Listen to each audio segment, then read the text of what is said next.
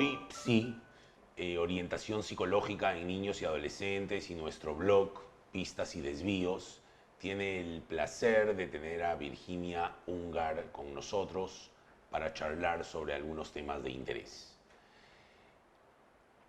Virginia Ungar es médica psicoanalista, especialista en psicoanálisis de niños y adolescentes. Es miembro titular de la Asociación Psicoanalítica de Buenos Aires y es la actual presidenta electa de la Asociación Internacional de Psicoanálisis. Así que bueno, todo promete que va a ser una charla por demás interesante.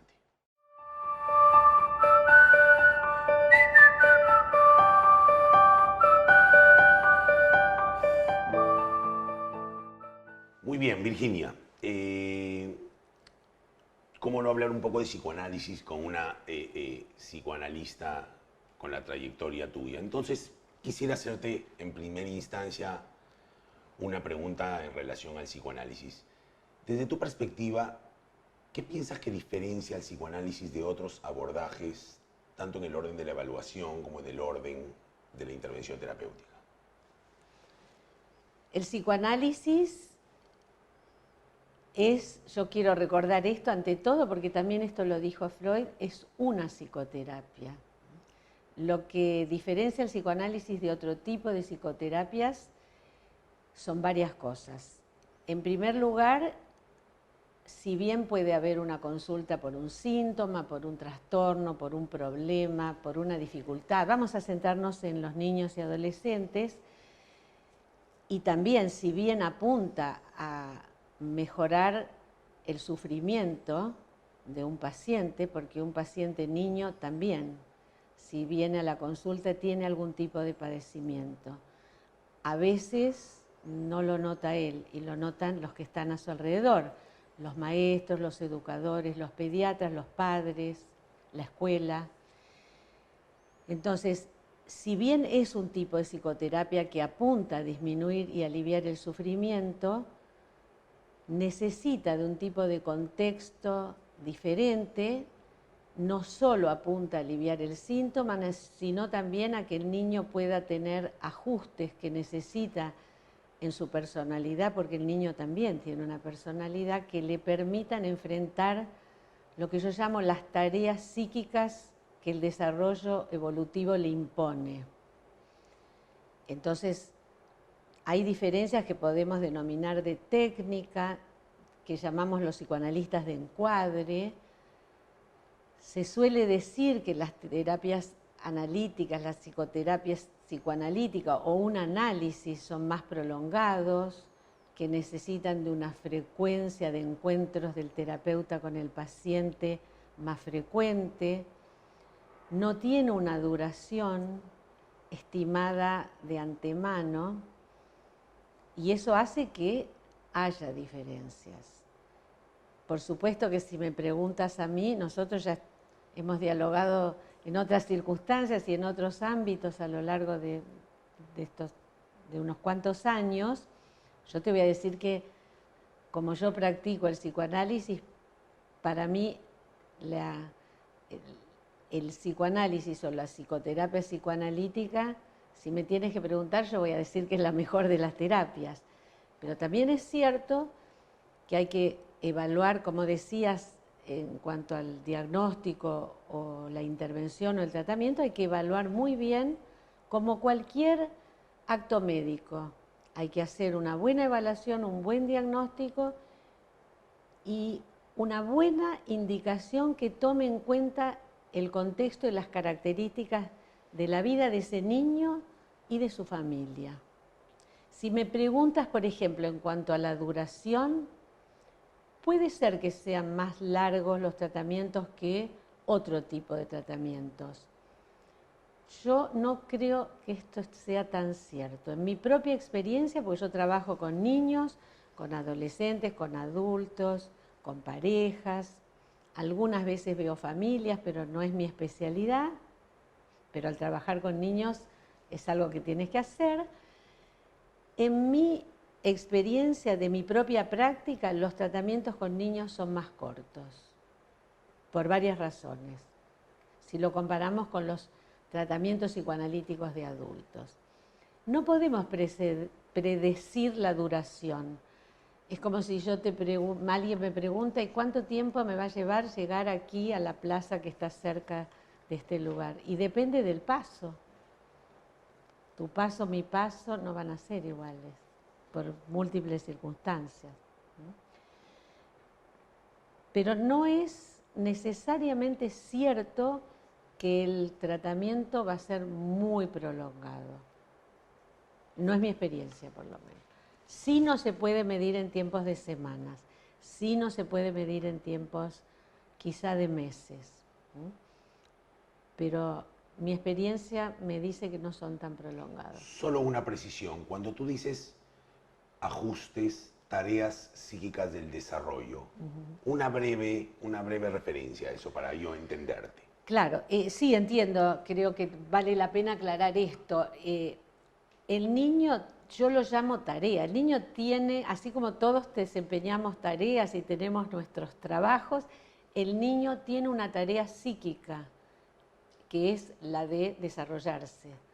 Yo digo tarea porque el niño tiene una participación activa en esto y va a depender de cómo se va a desarrollar evolutivamente, de alguna manera cumpliendo las pautas que se esperan en relación a la motricidad, al aprendizaje, a la integración en su medio social, a la relación con sus pares y con su familia y con sus maestros.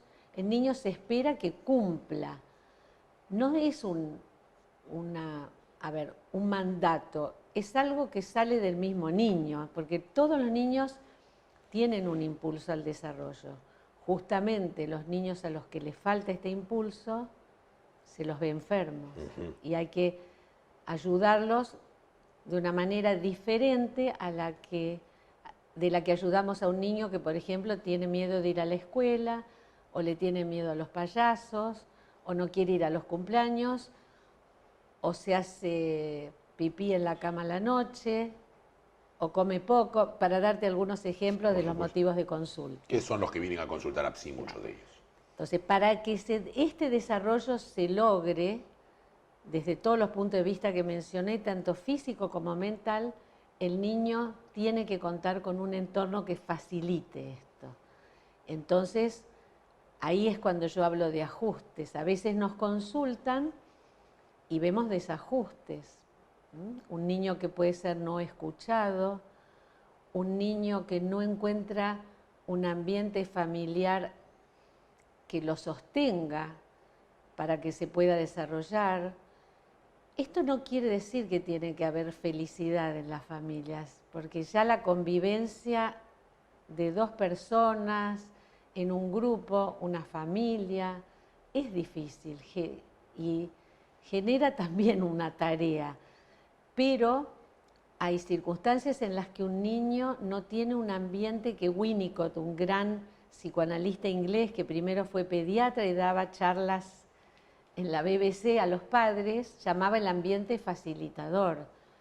Entonces, a veces lo que hace un analista es tener un panorama y promover algún tipo de ajuste de una manera terapéutica. No son consejos, a veces podemos dar sugerencias, es un trabajo que hacemos.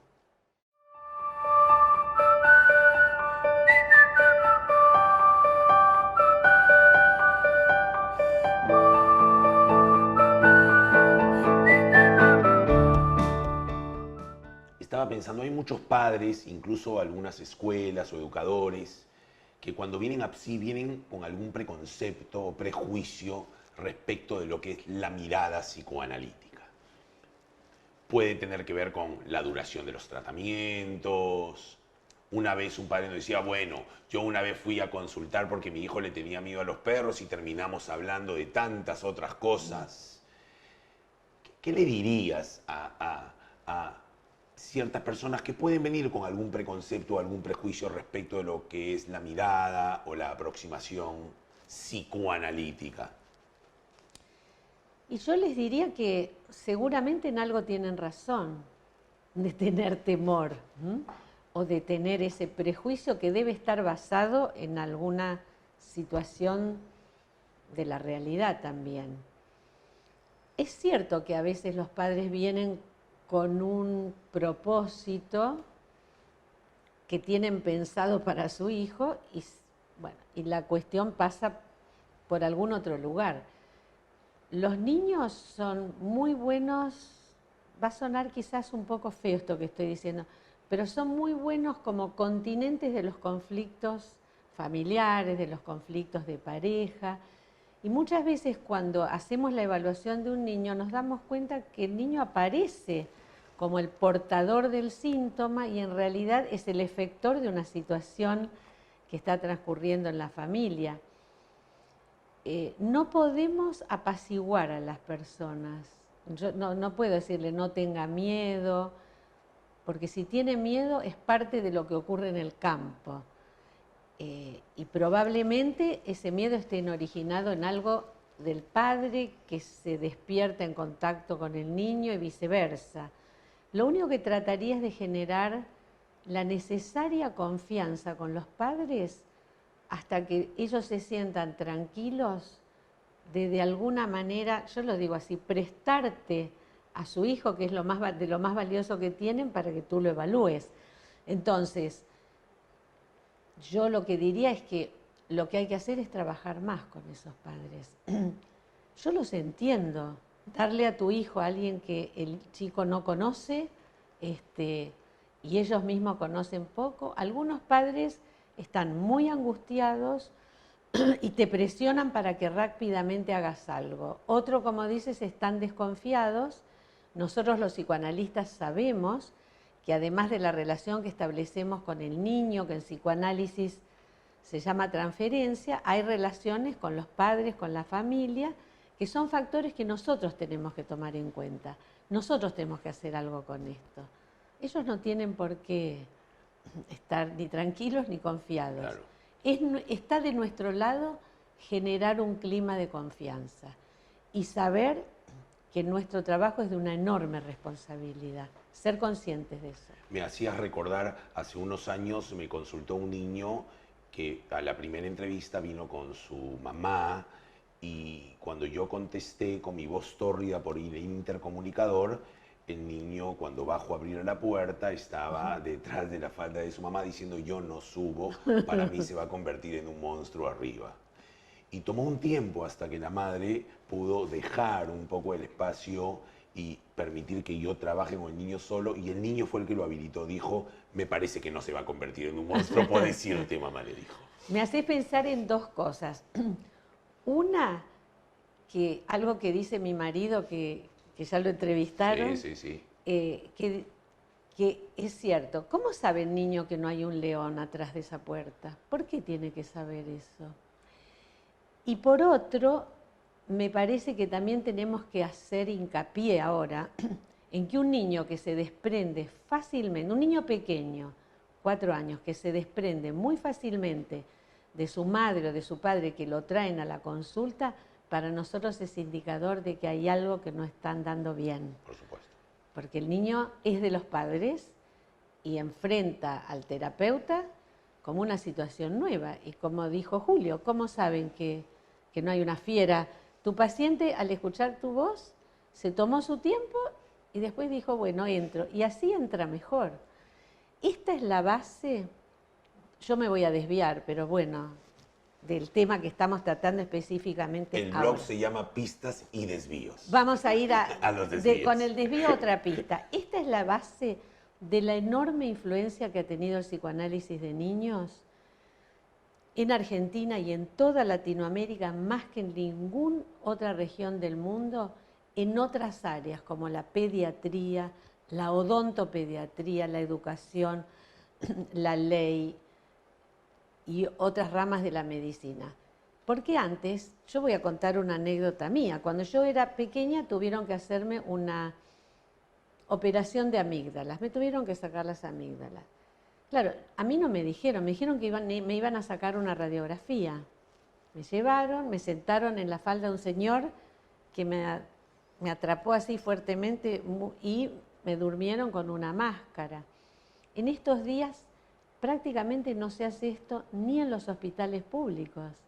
se va preparando al niño para que afronte esta situación, que es dura, una cirugía, una anestesia, y el niño va preparado de otra manera. Se tienen algunas entrevistas con un psicólogo, un analista, un psicoterapeuta, lo preparan en lo que se llama la preparación, la psicoprofilaxis prequirúrgica. Creo que la Argentina fue bastante precursora en esto por la influencia de Arminda Verasturi en los años 60. Y la evolución después de una cirugía es muchísimo mejor. La recuperación es increíblemente mejor. Entonces, yo siempre apunto que nosotros tenemos, los adultos, que revisar nuestra manera de enfrentar las cosas y por qué vamos a llevar a un niño a una situación nueva y para él peligrosa y pedirle que esté tranquilo.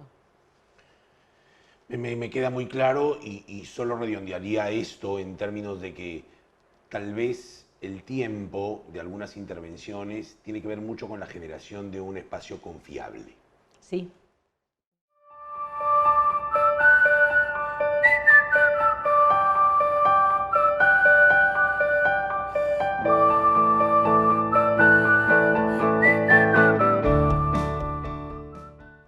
En relación al psicoanálisis y a la época actual, lo que uno podría llamar la contemporaneidad, ¿crees que habría algo metodológicamente por revisar en términos de las formas de intervención?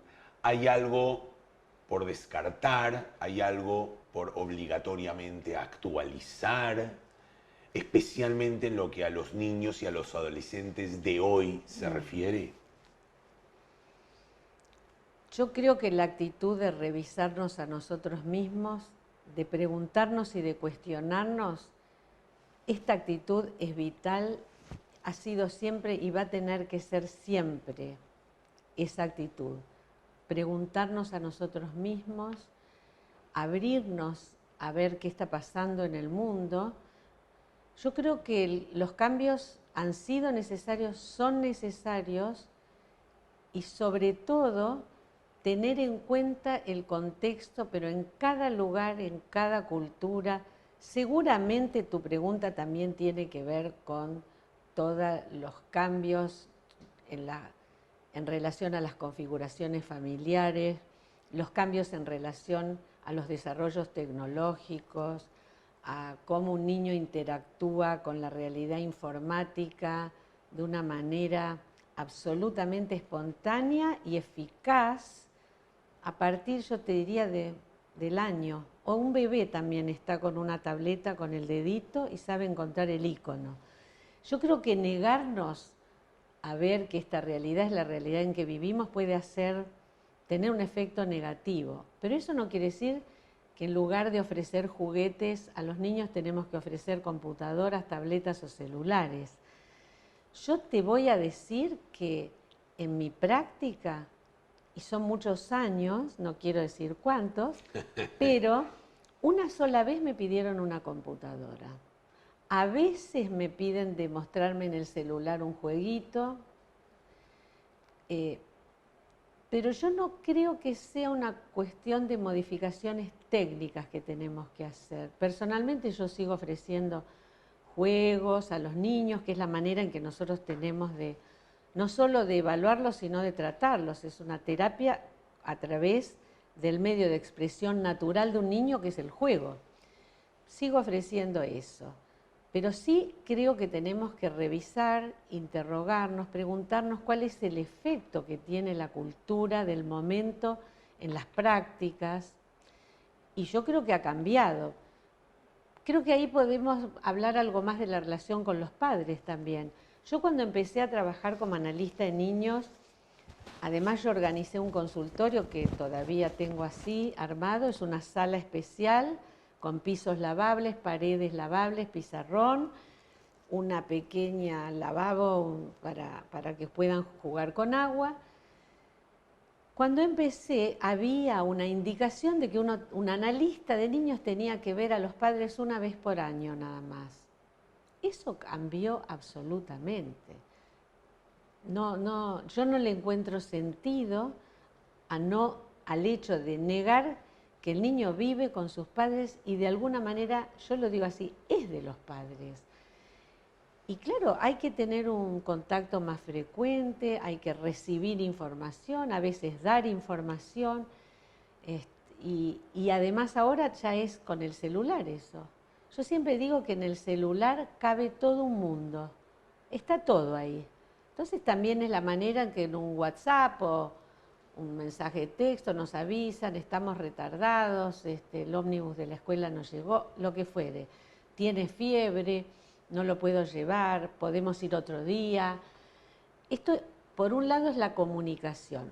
Por otro, yo creo que tenemos la necesidad, nosotros y como responsabilidad, y es una cuestión ética, de estar en contacto con lo que pasa a cada momento, y eso incluye en contacto con los padres.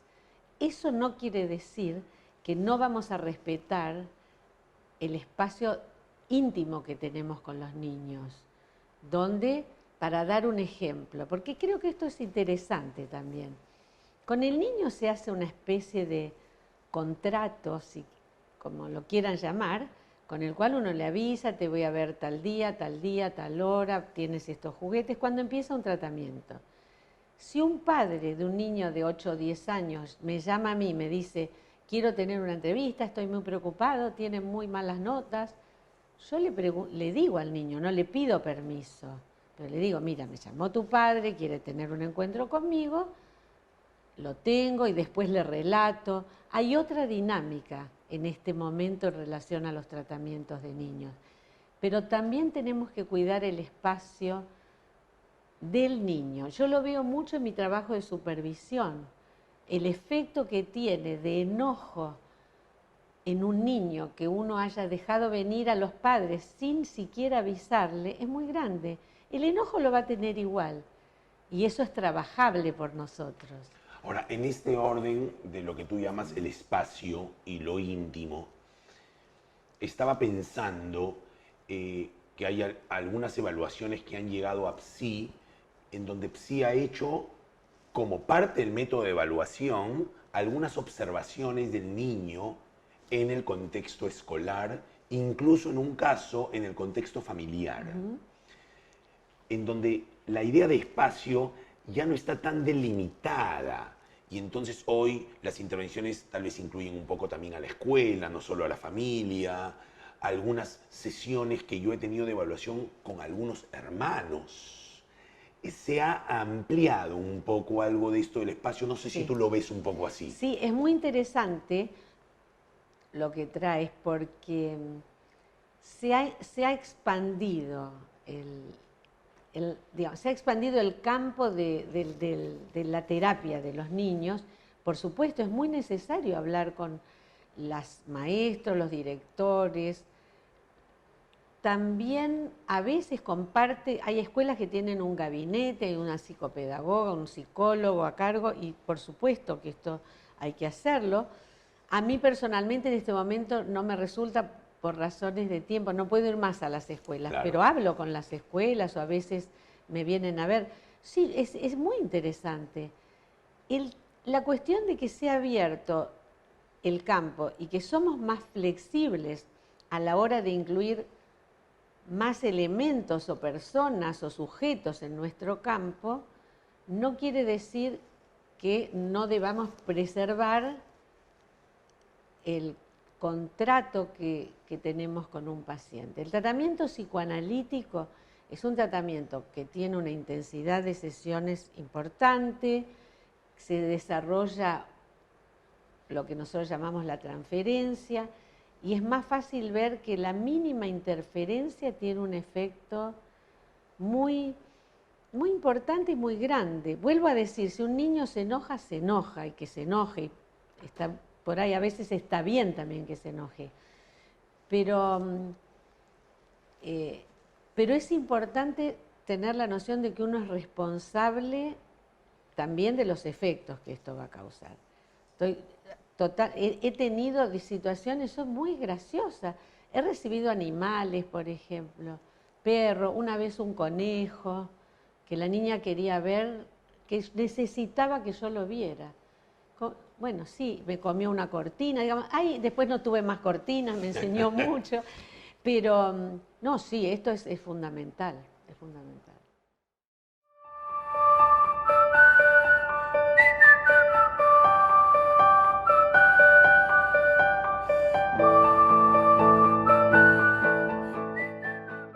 En sí, hemos tenido algunas consultas que han demandado de nuestra parte y hemos diseñado desde un vértice y una mirada psicoanalítica algunas intervenciones breves y puntuales para tal vez desanudar algunos núcleos de conflicto situacional. ¿Cómo ves la idea de hacer intervenciones puntuales, breves, más acotadas, o en el campo de lo educacional, o en el campo de lo intrafamiliar? Hay dos que se me ocurren. Una ha sido ante una situación de duelo y otra ha sido ante una situación que por supuesto también está enmarcada dentro de lo que nosotros llamamos duelo, que ha tenido que ver con una migración. A mí me parece que todo lo que sea todo lo que constituya una posibilidad de ayuda para un niño es bienvenido.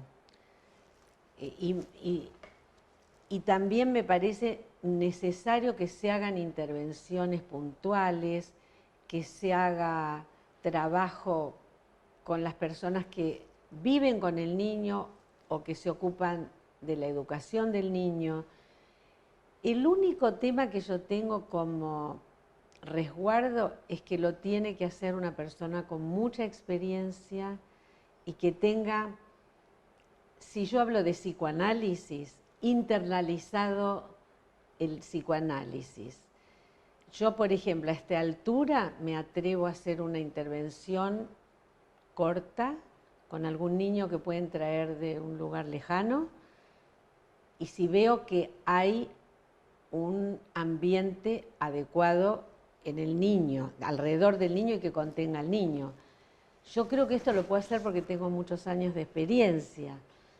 Entonces, para contestarte así más sintéticamente, estoy de acuerdo con las intervenciones, creo que pueden ayudar mucho y estaría más de acuerdo con una intervención única o corta si el niño tiene un ambiente que lo contiene y que va a poder, digamos, tolerar los efectos de esa intervención, porque ninguna intervención desanuda algo, pero puede generar ansiedad o en otro lugar del niño, otro síntoma, o incluso en el medio familiar. Oh, sí. Estoy de acuerdo, siempre que sea con experiencia, con un equipo de trabajo, muy de acuerdo. Es más, yo creo que los psicoanalistas tenemos que revisar algo que yo espero poder hacerlo en la próxima administración que voy a empezar en julio, que es una idea que yo tengo de que el psicoanálisis ha desarrollado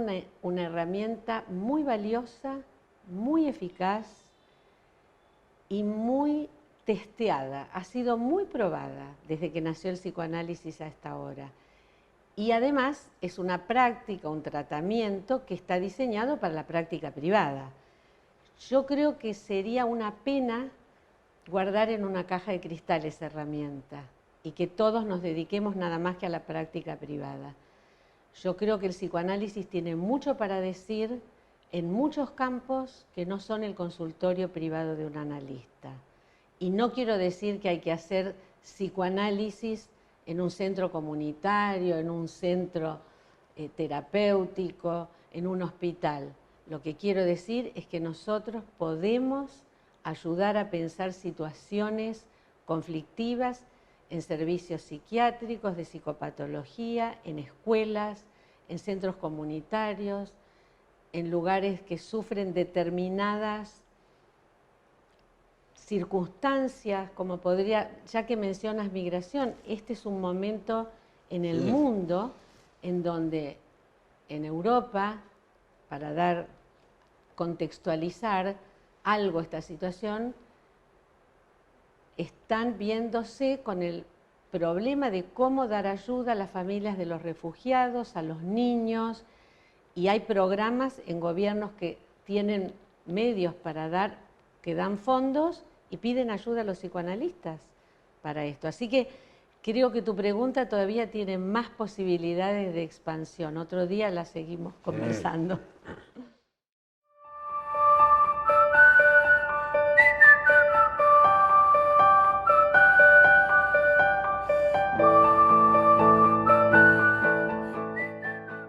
Estaba pensando, en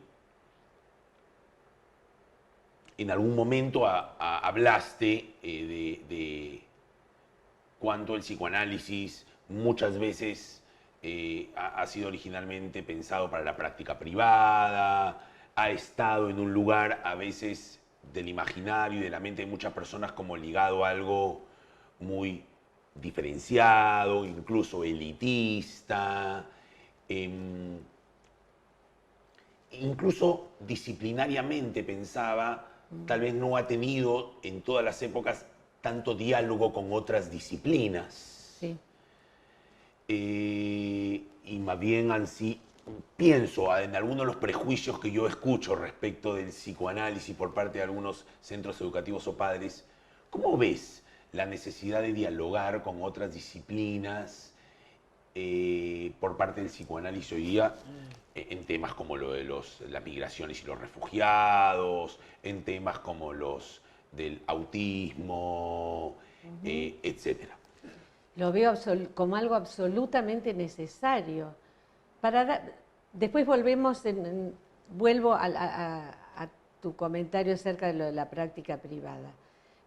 Para poner un ejemplo, el autismo es una afección en la que no se puede trabajar solo un analista o un terapeuta con un niño. Necesita de alguna manera que se organice una suerte de equipo inter o transdisciplinario, porque el niño va a necesitar una ayuda especial en la escuela, va a necesitar la fonoaudiología, va a necesitar insertarse en un medio escolar y van a estar de maestras, aquí se llaman maestras integradoras.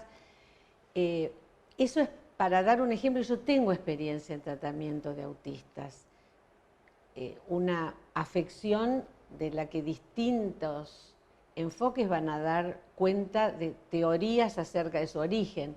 Yo no puedo decir que yo tengo una idea, soy muy respetuosa de todos los estudios que se hacen y se sigan haciendo. Sí creo que tiene un componente emocional que afecta lo cognitivo y lo relacional muy fuerte, de eso estoy segura. Y que se pueden tratar psicoanalíticamente, estoy convencida. Me convence mi propia experiencia y lo que veo con mis colegas. El diálogo es absolutamente necesario. Nosotros además tenemos una formación que nos posibilita justamente tener una escucha abierta y muy dedicada. Uno de mis maestros, Meltzer, que fue el que más influyó, uno de los que más influyó en mi manera de pensar, hablaba de que nosotros le damos al paciente una atención interesada, que no es lo mismo que prestar atención, sino que es una atención interesada. Y una vez, ahora recuerdo que le llevé para supervisión un caso de un niño post-autista, un caso que tuve durante muchos años, y me dijo, él salió del encierro por tu atención, por tu mirada interesada. No es solamente eso, lo veía muy frecuente, de manera muy frecuente durante muchos años. El diálogo es absolutamente necesario, nos tienen que escuchar, pero nosotros también tenemos que escuchar un poco más.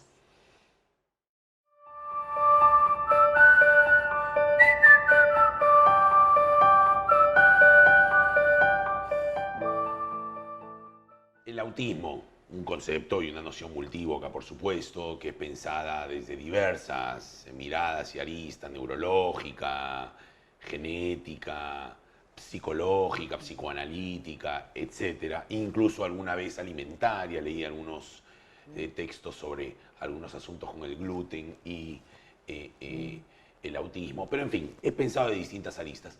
¿Cómo lo ves vos con la trayectoria que tienes como psicoanalista de niños, adolescentes, pero de niños? ¿Cómo ves vos algo de esta noción tan compleja? ¿Cómo piensas algo del orden de sus causas y del orden de los modos de intervenir sobre? Yo voy a hablar desde mi experiencia, además de las lecturas que puedo tener, que son fundamentalmente vienen del campo del psicoanálisis. Yo tuve la suerte de poder trabajar, supervisar y estudiar con Donald Meltzer, que tiene un libro entero sobre el autismo, se llama Exploraciones del Autismo. Tuve la oportunidad de supervisar con Frances Tasting, que es una de las autoras psicoanalíticas más nombradas en este campo, y tuve mi propia experiencia de trabajo con niños autistas y con niños de una suerte de categoría diagnóstica que son los niños con el desarrollo, el trastorno generalizado del desarrollo, así llamado. Se llama el TGD. El TGD, el espectro autista. Es importante hacer un buen diagnóstico. Primero, es importante hacer un buen diagnóstico. A veces se confunden cuadros de autismo con cuadros orgánicos, con hipoacusias, con problemas genéticos. A mí me ha pasado hace no mucho tiempo, me traen un niño de otra, no de Buenos Aires, del norte del país, con un diagnóstico de autismo, para darte un ejemplo concreto, con un diagnóstico de autismo evaluado por neurólogos, por psiquiatras, ya tenía pediatras, toda la evaluación hecha. No sé qué, a mí hay algo intuitivo en esto, me hizo pensar que yo quería que vean a un neurólogo especialista. Yo veía que había algo orgánico, me parecía, porque el niño hacía contacto y algo vi, no te puedo decir qué. Bueno, resultó, después de unos cuantos meses, que hicieron un diagnóstico genético y había un síndrome genético. Entonces, hay que hacer una evaluación adecuada para que el niño reciba la ayuda adecuada, como cualquier situación clínica. Por supuesto. La causa, yo no te puedo decir cuál es la causa. Yo soy muy respetuosa de todas las investigaciones que se hacen, leo como lees las publicaciones. Yo tengo una visión desde el psicoanálisis y lo que yo puedo decir que las situaciones que yo he visto, he tratado y he ayudado a tratar, tienen que ver con una falla en un encuentro muy primario, en un encuentro entre un bebé recién nacido y el mundo. Está representado por su madre. No es la madre sola, porque la madre a su vez está sostenida de alguna manera por el padre. Pero hubo una falla que en una época se atribuyó a depresiones posparto, a problemas psiquiátricos o psicológicos de la madre. Yo diría que no es solamente eso, hay algo de una falla que hace que en ese encuentro con el mundo un niño que tiene todas las posibilidades para desarrollarse se retraiga, se encierre y corte el contacto con el mundo. Esta es mi visión y te la puedes imaginar. Y corta de alguna manera la vida mental útil para el contacto emocional y afectivo con el mundo. Y se retrae. Ya sabes que son niños, muchos son muy inteligentes, muchos son verdaderos artistas, pero tienen una retracción, un retiro del mundo que es muy difícil de tratar. Es una tarea muy difícil. Estoy absolutamente en contra de cualquier tipo de tratamiento en que adiestran a un niño. Sí, los tratamientos en donde se arma un equipo de trabajo además que ayudan a un niño, pero no adiestrar a un niño a que hable, a que repita. Yo estoy en total desacuerdo y creo que el psicoanálisis puede ayudar muchas veces armando equipo con otras disciplinas.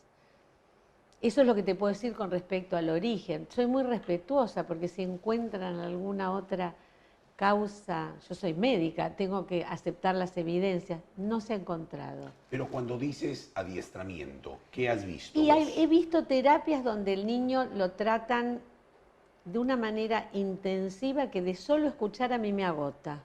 Entonces, de alguna manera lo entrenan, entrenar, para que hable y que repita, y que repita, y que repita, y que repita el sonido. Y entonces, y que captarle la atención y no dejar que la atención se decaiga. Yo creo que eso es mal entender que la falta de respuesta de interés en el mundo no tiene que ver con una cuestión que se puede entrenar. El tratamiento psicoanalítico, es el que yo conozco, intenta que el niño logre despertar en sí mismo el interés por estar mentalmente en este mundo, además de físicamente. La mayoría son niños muy lindos, muy bonitos, muchos son muy creativos, pero se han ido a vivir a un mundo adentro de ellos, yo lo digo así para hacerlo un poco más compartible, y cuando te digo adiestrar, usé quizás mal la palabra, es entrenar. Por supuesto que hay que ayudarlo a que aprenda, hay que ayudarlo a que pueda dibujar, pero no hay que hacer un entrenamiento, hay que tratar de alguna manera de despertar el interés y lo que Meltzer llamaba despertar una respuesta pasional, que incluye el deseo de conocer.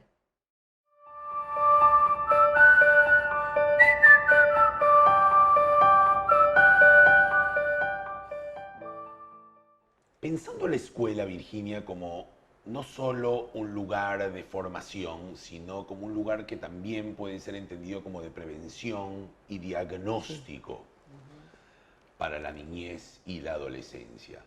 ¿Qué piensas que podría hacer a la relación entre el psicoanálisis y la escuela en referencia a esa función de prevención y diagnóstico? Sí tiene hoy una gran relación con algunas escuelas con las cuales estamos haciendo distintos tipos de intervenciones, pero sigue siendo un campo de mucho interés pensar en la relación entre el psicoanálisis y la educación, en parte en relación a la escuela como lugar de prevención y diagnóstico. Yo creo que la escuela es el lugar de prevención y de diagnóstico, de detección de patología. Y desde el comienzo, desde los primeros pasos en la escuela, en el jardín de infantes, cada vez, acá hay un tema que me parece que otra vez las pistas nos van a llevar a desvíos, porque vamos a empezar con lo que me dijiste y después te voy a tratar de dar una idea que yo tengo. Por un lado, esto es uno de los planes o proyectos que yo tengo para la administración de la API, tratar de que el psicoanálisis llegue a trabajar en la comunidad, llegue a trabajar en los lugares, todos lo hacemos, todos vamos a dar una supervisión a un hospital, a hablar con una escuela, podemos dar charlas. Yo creo que esto tiene que ser intensificado. ¿Por qué? Porque la escuela justamente es el lugar donde se pueden detectar patologías diversas, no solamente autismo, trastornos del desarrollo, trastornos de alimentación, trastornos de aprendizaje, ni que hablar, trastornos en la relación con los pares, muchos temas que se abrirían, actualísimos, el bullying.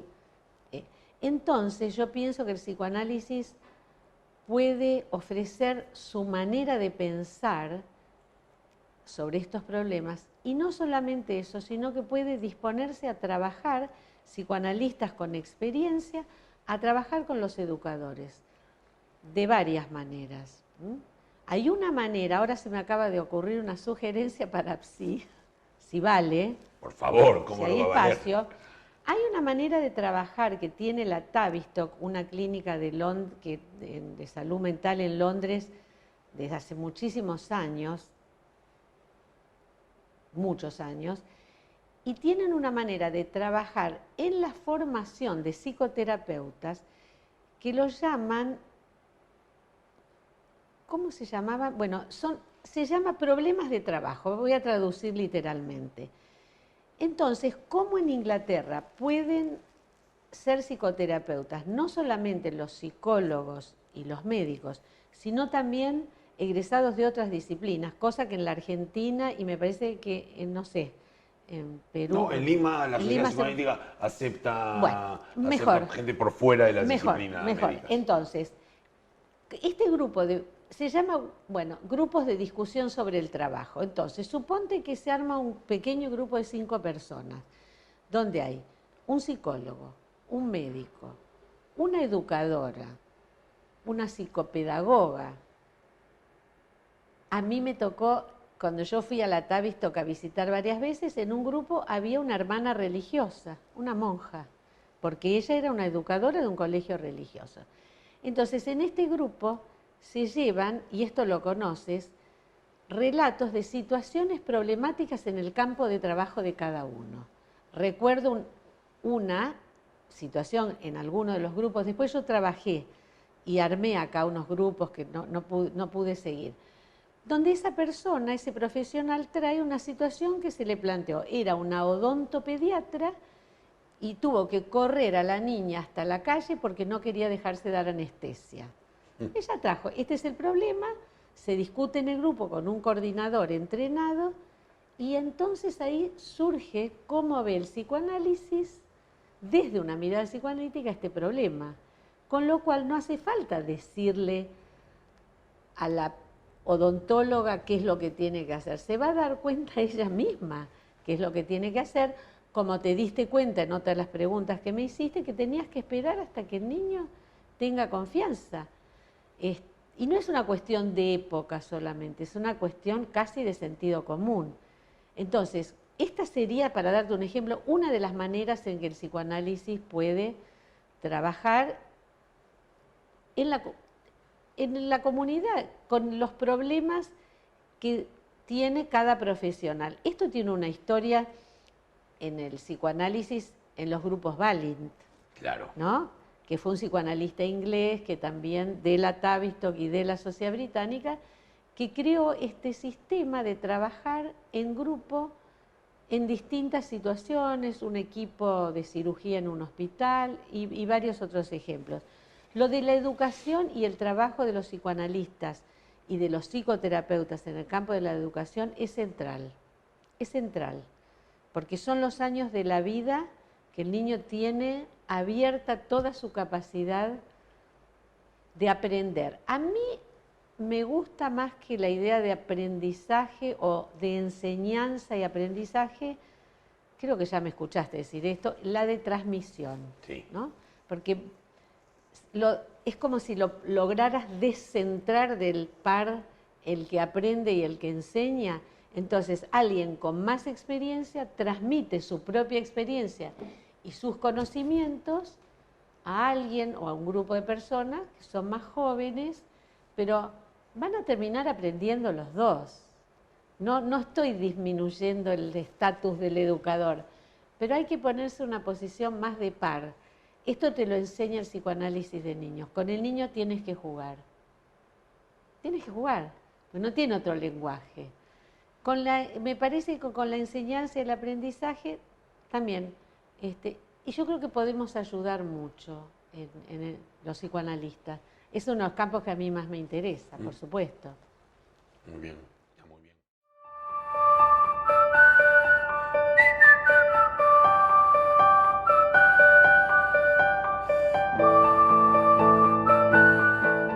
Sobre la educación, hace un tiempo un niño en el consultorio me mostró un video en la computadora en donde se le hacía un juicio a la educación. Se llama I Just Sweat the School. Y es una escenificación de un juicio que se hace a la educación actual, exigiéndole algunas revisiones. ¿Y qué piden? Entre otras cosas, por ejemplo, este video marcaba de que si un sistema de movilidad hace 150 años o 200 años era tal y ponían una carreta con un caballo y ahora un sistema de movilidad es este, si una foto hace 100 años era este y una foto, ¿por qué hay tantas cuestiones que no terminan, decía este video, de cambiar o ser revisadas en el campo educativo? Todavía este par, el que aprende y el que enseña. ¿Qué cosas le propondrías tú al campo educativo como aspectos a por lo menos ser repensados o revisados? A ver, se me ocurre que en primer lugar revisar la filosofía pedagógica, lo que llaman en los colegios los proyectos pedagógicos. Hay algo central en nuestra época que no podemos dejar de lado en esta conversación. La cultura pone presión a los sujetos de la cultura para que se preparen, yo te lo voy a decir así muy simple, pero pónganlo así, entre comillas, para prepararse para una carrera hacia el éxito. El éxito yo no entiendo todavía cuál es. Siendo analista de personas adultas, veo muchos fracasos de los exitosos. Entonces, no conozco cuál es. Las escuelas reciben presión para preparar a estos niños para una carrera exitosa. No hablo solamente de la escolaridad privada, pero ahí es donde se ve mejor. Entonces al niño, esto pasa en este país y en esta ciudad, se lo prepara en jardines maternales y jardines de infantes para que pueda dar un examen a los 4 o 5 años para poder entrar a una escuela bilingüe, porque se supone que si eres bilingüe vas a tener un éxito asegurado en una, pongamos, universidad que promete también un éxito futuro que incluye el económico, social, etc. Las escuelas reciben esta presión de la cultura. Esto es las escuelas, de la cultura y de los padres que a su vez están presionados por la cultura y por sus propios ideales. Después los padres nos vienen a presionar a los terapeutas para pedirnos que tenemos que apurar y lograr que el niño se adapte y se ajuste y no quede afuera. Y nunca me voy a olvidar algo que me pasó el año pasado de una madre con la que solo llegué a hablar por teléfono y estaba muy asustada por una escuela muy prestigiosa bilingüe. Le había dicho que no sabía si su hijo iba a poder continuar ahí. Yo le dije, bueno, pero no, porque yo no ni vi al niño, no llegué más que la consulta telefónica, no era para mí esa consulta, yo no le iba a ayudar.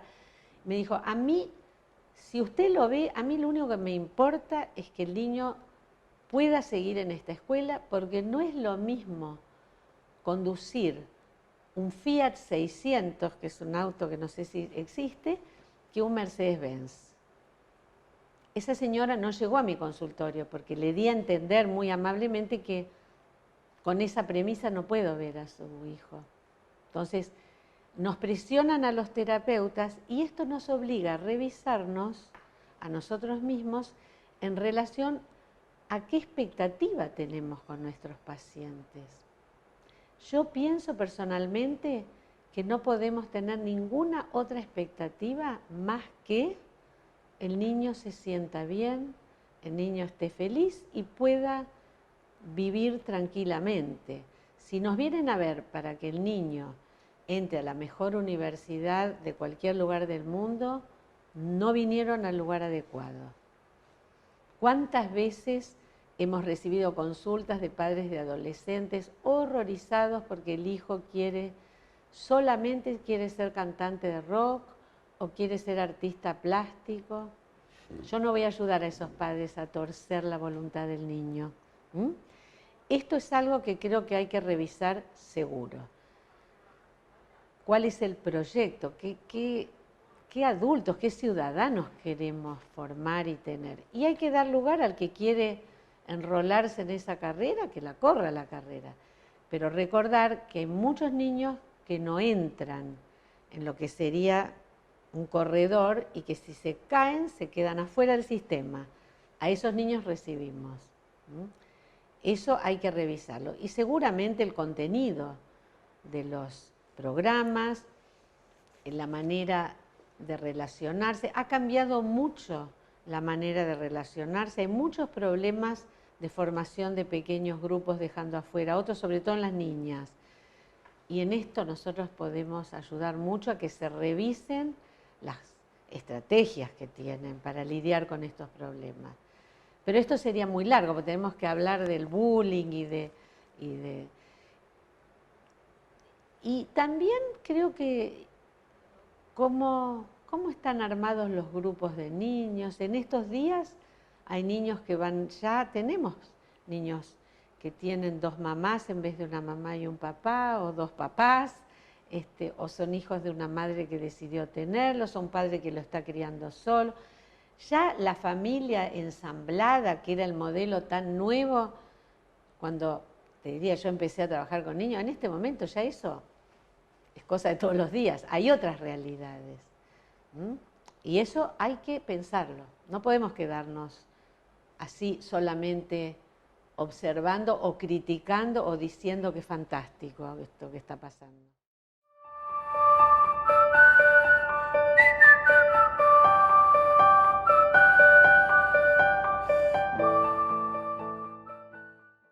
Eso es solo una precisión, vos decís la voluntad del niño.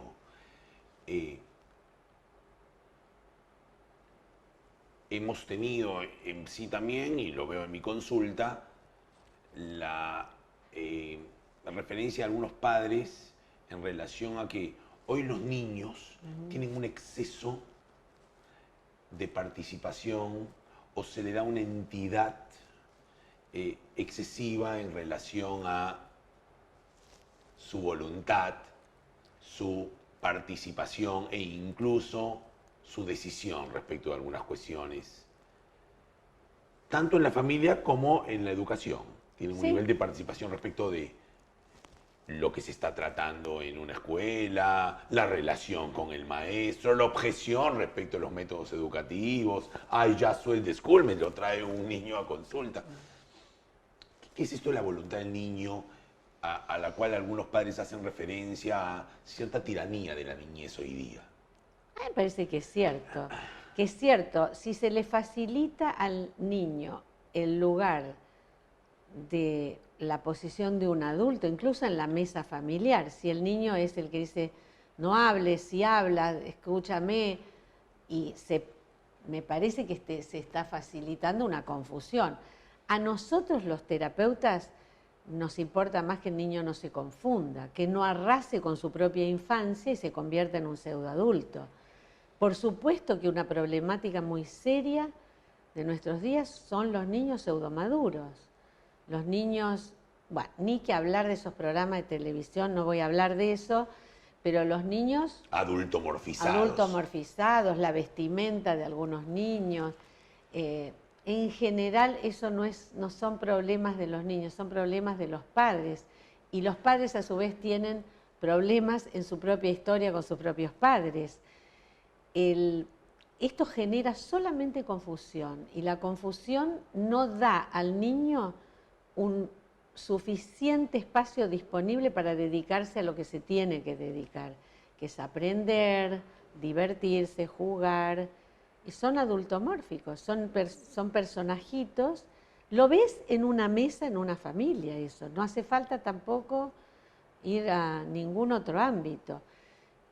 Por supuesto que hasta que se haga un ajuste entre lo que era un exceso, un autoritarismo en las familias del siglo pasado, del mundo adulto, y lo que es yo veo, a ver, esta especie de darle un lugar.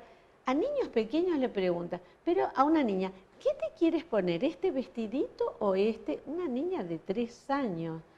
No, me parece que a veces, por supuesto que el chico tiene que elegir qué gusto de helado, pero hay ciertas pautas, que se tiene que bañar, que tiene que irse a dormir, que cada uno tiene que dormir en su propia cama y muchas otras cosas, son ordenadores y continentes necesarios para el niño.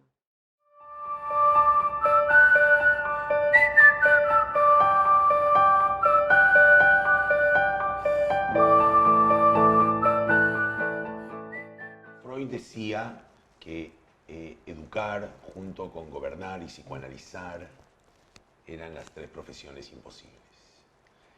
¿Qué quería decir con eso? ¿Qué piensas un poco de esto? No, yo creo que me dices que es un gusto, pero es una broma que me estás haciendo. Porque yo estoy, en este momento estoy enfrentando la situación que voy a tener que hacer las tres cosas juntas. Aunque lo de la educación lo tengo que dejar un poco de lado en el sentido tradicional del término. Está bien pensarlo como profesiones imposibles. Si algo es imposible, no quiere decir, y yo creo que Freud quiso decir eso no quiere decir que uno tiene que tratar de intentarlo siempre. Yo creo que el saber que son imposibles viene bien, tenerlos siempre en cuenta porque de alguna manera corta tus aspiraciones narcisistas de proyectos fabulosos con los cuales vas a pasar a la posteridad, más o menos.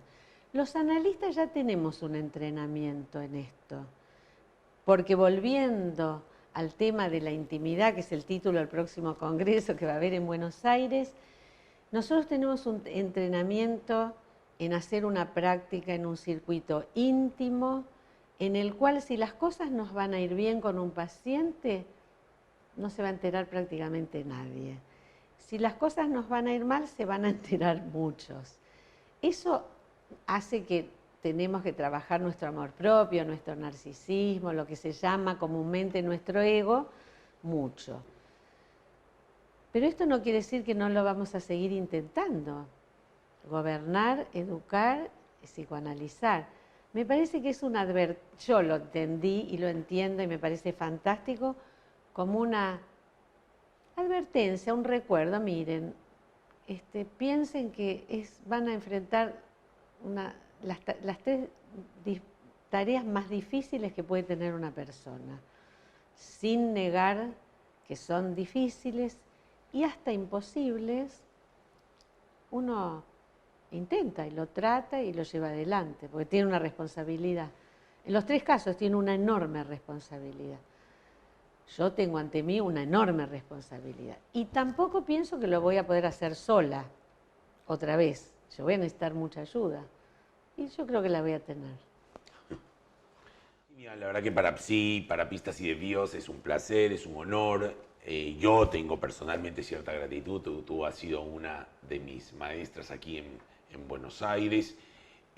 Así que nada, gracias por la disposición y siempre es estimulante compartir con vos ideas. Yo te tengo que agradecer. Yo pasé un tiempo muy, como decía una amiga chilena, muy entretenido. Me resultó muy fácil, me preguntaste cosas que me hacen pensar y me dejan pensando, y voy a seguir trabajando en eso. Es un gran placer. Yo siempre voy a apoyar cualquier tipo de organización que se ocupe de la infancia, cualquier modelo que a mí me resulte valioso, lo voy a apoyar como pueda y en cualquier momento reanudamos esta charla. Es cierto que nos conocemos hace mucho y también te agradezco que me hayas invitado. Esperemos que sea el primero de muchos otros encuentros. Bueno.